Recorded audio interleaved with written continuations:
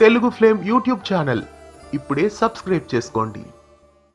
స్టార్మాలో రాబోతున్న సరికొత్త daily serial ఇల్లు ఇల్లాలు పిల్లలు. ఈ సరికొత్త సీరియల్ ని స్టార్మాలో సుమనోహర ఎంటర్టైన్మెంట్స్ నుండి తీసుకురాబోతున్నారు. ఆమని ప్రభాకర్ ఈ సీరియల్లో ముఖ్య పాత్రల్ని పోషిస్తున్నారు. అలాగే ప్రశాంత్, రఫీక్ షా, నితిన్ కూడా ఈ సీరియల్లో నటిస్తున్నారు. ఈ సీరియల్లో హీరోయిన్ గా ఎవరు నటిస్తున్నారు అనే విషయానికి వస్తే లావణ్య ఈ సీరియల్లో హీరోయిన్ గా నటిస్తున్నారు.